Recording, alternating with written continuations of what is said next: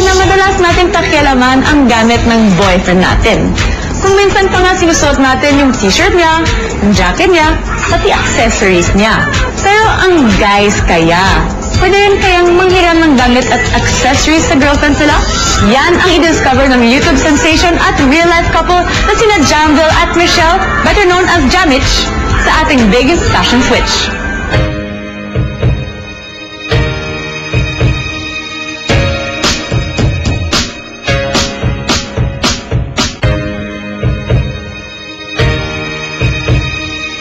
Si Mitch, isang hot chick. Si Jam, isang boy next door.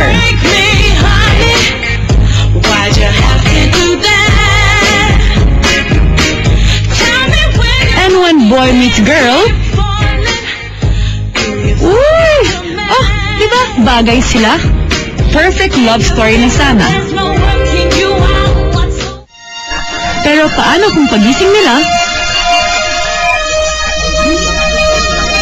si Jam na si Mitch? At si Mitch na si Jam? Nakakaloka! Wait lang, ang teleserye ata yan ha? Pero sa real life, pwede namang mag-switch at maghiram ng damit ang boys at girls. Ano nga ba ang outfit at accessories ni ate na pwedeng hiramin ni BF? YouTube sensation Jamich will show us. Ako po si Jam. Ako po si Mitch. Tapos, Kami po yung Jamich sa YouTube. Yan. Gumagawa po kami ng mga videos, short films, may, ayan. Usually love story, tapos may horror, may comedy, mga parody, tapos may covers. Dahil 5 years ng couple sina Jamich, madalas silang maghiraman ng outfit. Nag-share kami ng mga clothes like eto, mga shirt, or minsan hinihiram ko yung cardigan niya. Pero lugi ako sa kanya kasi mas marami siya nahihiram sa akin. Kasi usually pag lalaki, pag sinuot yung mga damit pang babae, nagiging ano eh. Okay lang pag oversize. Pag sa lalaki, parang masikip. Pero konti pa lang daw ang damit na kaya nilang pagpalitin. Kaya sa YouTube may mga 60 plus videos na kami. Siyempre gusto namin every video, iba-iba yung suot namin. So, ang ginagawa namin, yung mga damit niya, yan, sinusuot ko minsan. Kasi, siyempre, ayaw naman namin na parehong suot namin sa ibang videos namin. Gusto namin iba-iba. Kaya gusto pa po namin talaga matutunan yung switch fashion. For the Fashion Rescue, ang stylist, vloggers, at real-life couple din na sina Seth and Shai. So, yung suot namin ngayon is an example of switch clothing. Bale, ito, sando to ni Seth na pambahay actually. Button down din ng polo is sa kanya rin, including this satchel bag. Tapos yung mga bangles din, sa kanya din to. Pag switch fashion, hindi naman kailangan pang couple. So, itong blazer, sa mom ko to. Tapos ito namang pants, skinny jeans to ng mom ko. So, ito rin pala, yung bag ko, kay Shai din to. So, para ma-balance, suot ko yung watch ko. Tapos, ito, bracelet to ni Shai. Sinong mag-aakala ng itong round neck shirt at harem pants ay pambabae pala? Pinasuot ko kay Jam. Yun naman yung parang long sleeves lang na pang babae. Pero, syempre, since long sleeves naman yun, pwede rin yun siya sa mga guys. Tapos, sinuotin na lang ng v-neck sa loob kasi masyadong maluwag dito sa neckline. Tapos, yung harem pants din, marami na nagsusot ng guys. Para naman sa mga girls, ang maluwag na button-down polo na pang boys. I-pair lang sa masikip na top para ma-achieve ang laid-back vibe. Yun yung common na ginagawa ng mga girls pag humihiram ng damit sa lalaki, which is yung button down, ginagawa nilang parang cover up siya.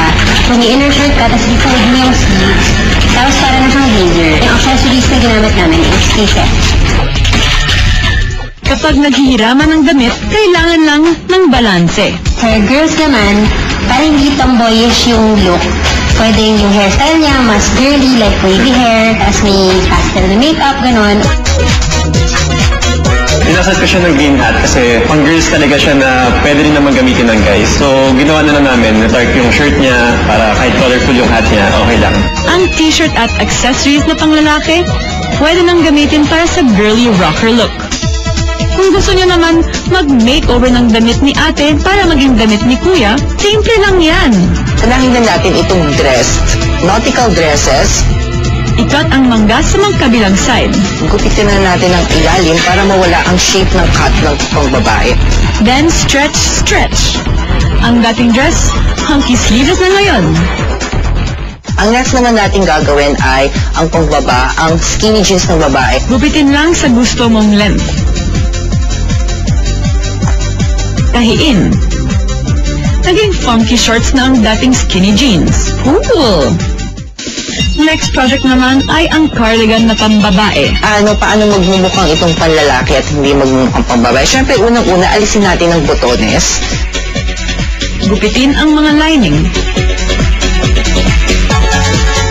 At ang hood naman ay maaari rin natin itong alisin. Ang hood pwede pang gawin bonnet. So pagdudugtungin lang natin itong hood na ginupit natin galing sa cardigan ng babae.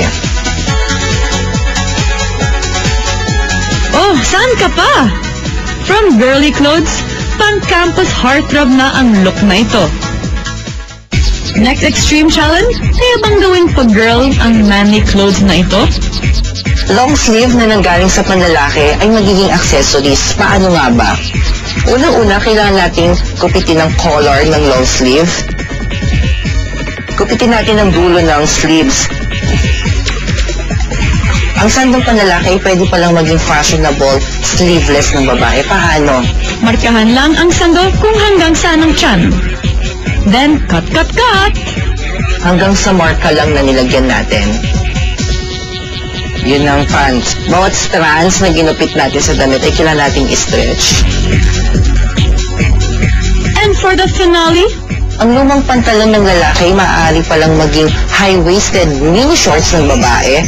Okay? Laging tatandaan, magsisimula tayo lagi sa punsya, paslant pababa, hindi tayo magkukupit pa diretso. gupitin lang paslant ang pantalon. Tahiin ang mga dulo, gawing belt and necktie na panlalaki. Who would have thought na with creativity and being more daring, ang dami palang look na magagawa just with a switch. Thank you at sinamahan niyo ako for the last 30 minutes. I'm Solan Yusuf and this is Cashbook.